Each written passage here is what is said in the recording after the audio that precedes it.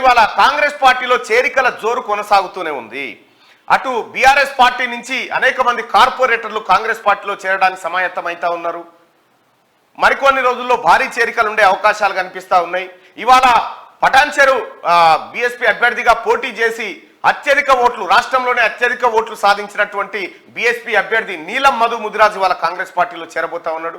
ఇవాళ మధ్యాహ్నం 1 గంటలకు ఏఐసిసి వ్యవహారాల ఇన్ఛార్జ్ దీపోదాస్ మున్షి సమక్షంలో ఆయన కాంగ్రెస్ పార్టీ తీర్థం పుచ్చుకోబోతా ఉన్నారు.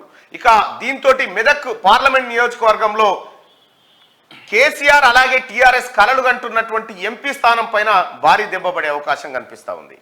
సరే, మరి నీలం మధు ముదిరాజ్కు కార్పొరేషన్ ఇస్తారా, ఎంపీ ఇస్తారా, ఏమి ఇస్తారా అనేది పార్టీ అధిష్టానం చూసుకుంటుంది. కానీ మొత్తానికి భారీ కాన్వాయ్ మధ్య 1000 కార్ల ర్యాలీ తోటి ఇవాళ గాంధీ భవన్లో ఆయన కాంగ్రెస్ పార్టీ తీర్థం పుచ్చుకోబోతున్నట్టుగా తెలుస్తా ఉంది. అయితే బీఎస్పీ పటాన్చెరు టికెట్ను ఆశించినటువంటి నీలం మధు అక్కడ పటాన్చెరులో ఉన్నటువంటి ఈక్వేషన్స్ కారణంగా టికెట్ కాంగ్రెస్ పార్టీ నుంచి దక్కలేదు. మొదట ఆయన పేరు వచ్చినప్పటికీ ఆ తర్వాత సమీకరణాలు మారిపోయి కాటా శ్రీనివాస్ గౌడ్కి టికెట్ రావడం జరిగింది. అయితే కాటా శ్రీనివాస్ కూడా మంచి పర్ఫార్మెన్స్ని చూపించడం జరిగింది.